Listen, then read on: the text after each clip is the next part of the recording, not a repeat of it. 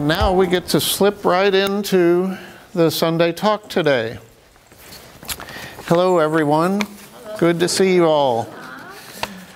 Some of you were here last week for my talk, Looking for Love. And I, at the time, didn't quite know that I was going to be here this week. So now I've got Looking for Love Part 2, because you may have felt a little bit left in the lurch. But today I'm going to bring up to speed those of you that weren't here fairly quickly, and then we'll expand on what we talked about last week. So what we talked about last week was agape, which is the Greek word for love, and that we decided that love means to value or to hold someone in generous concern. And so we looked at what are the characteristics of being valued? How do we know when we feel valued? And I came up with 4 characteristics, and those are valued for all of who you are, so comprehensively, valued unwaveringly, so consistently, valued without conditions, purely, and valued unendingly, eternally. And then we started looking at where do we find value? Where do we find those 4 conditions in our world?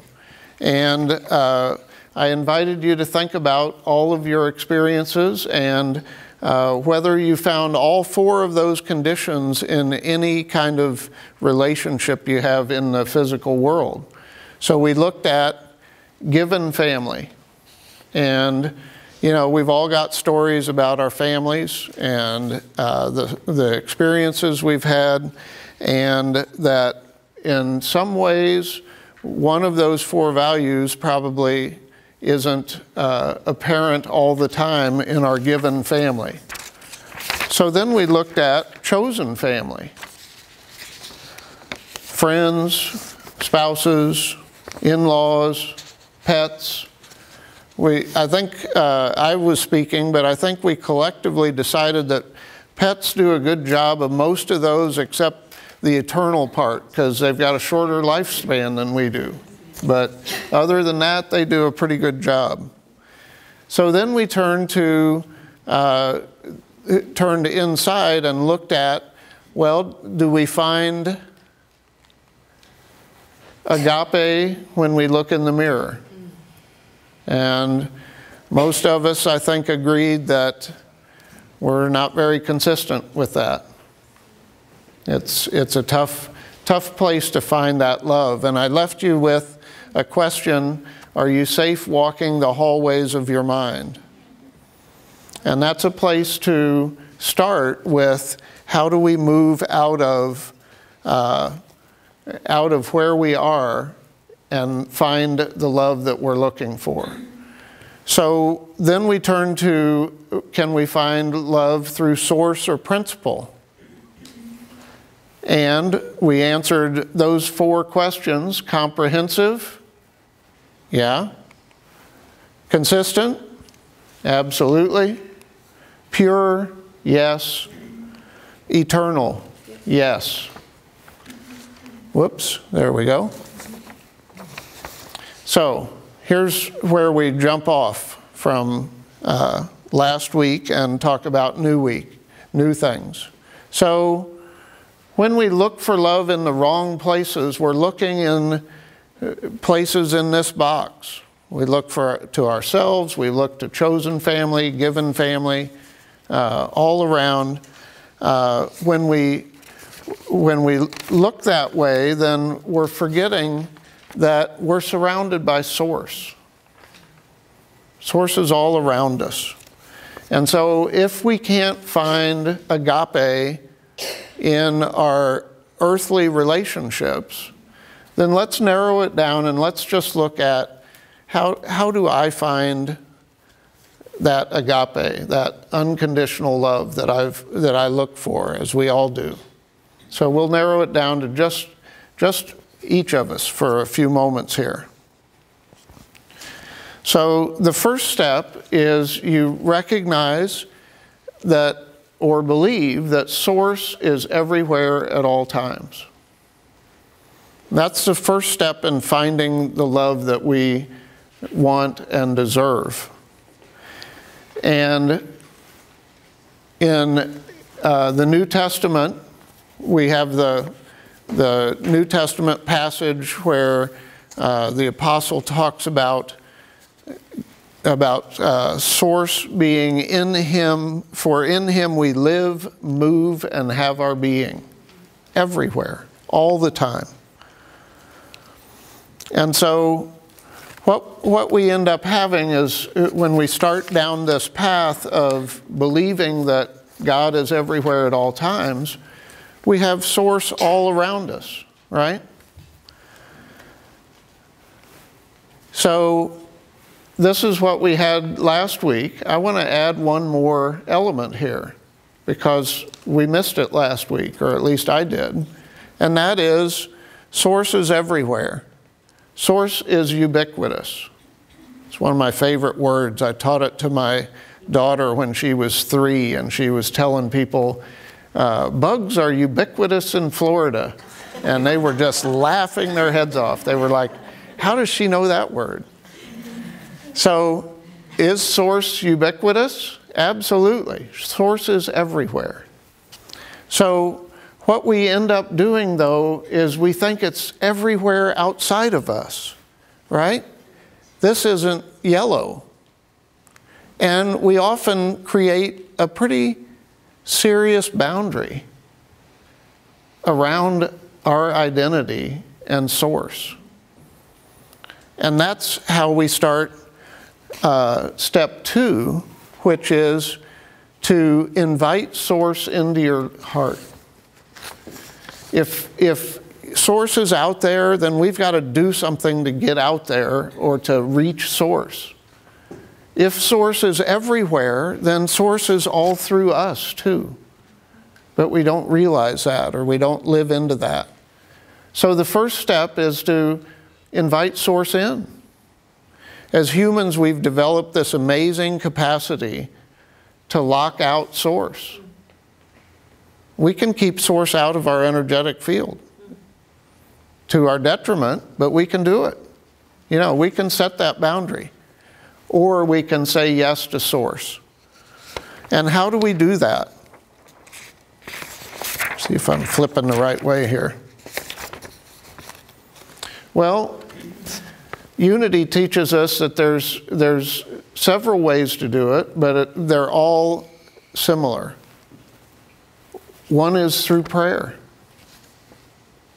We make a conscious attempt to get quiet and allow Source to come into our lives, to come into our hearts.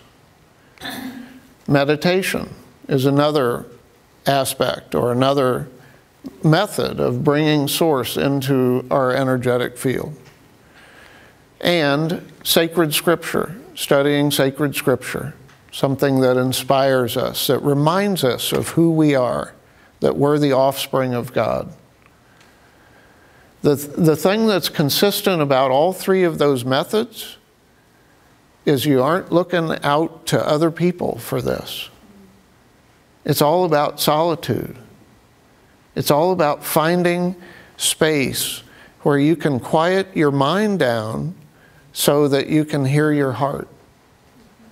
And then God begins to infuse your heart and to fill it with joy and power and love, all of that.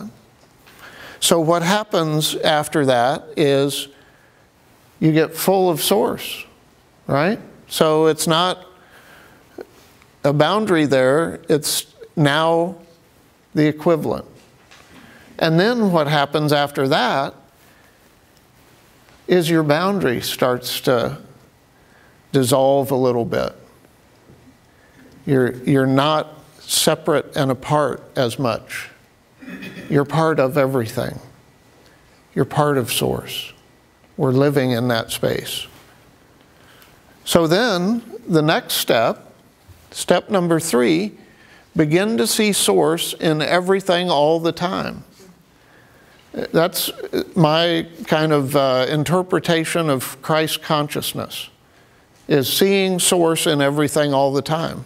That's what Source does. Source sees its offspring and its manifestation as just part of what's created, part of who it is, right? So, how do we do that? Well, then we start not only allowing Source in, we start seeing Source without. So arrows both ways in our being.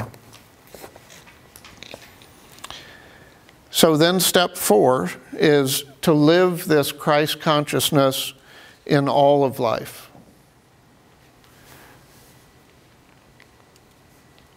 Again, we're allowing Source in. We're looking out into the world and seeing Source, seeing the beauty of the consciousness of everything around us.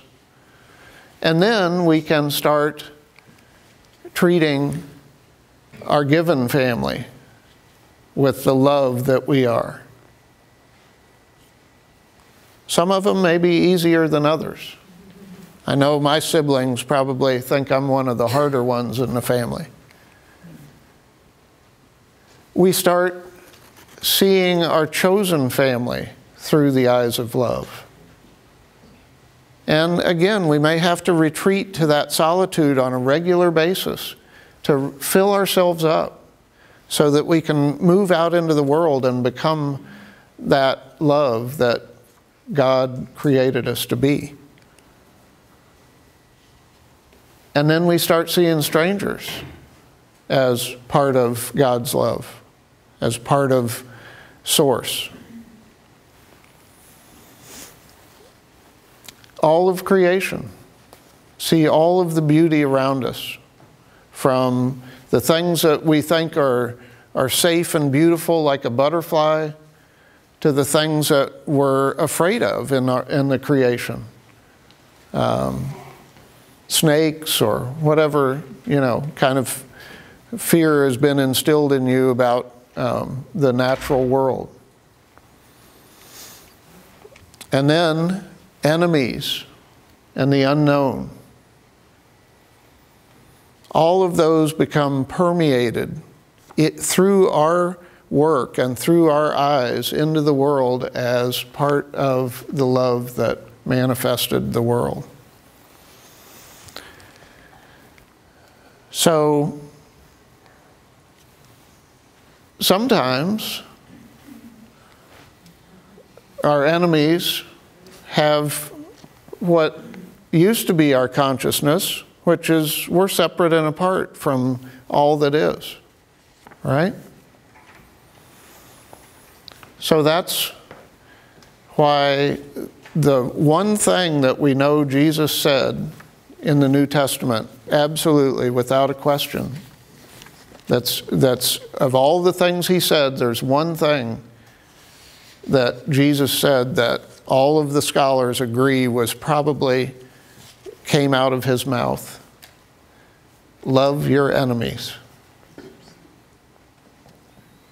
So that's how we get to Christ's call for us to become the love that we are in the world.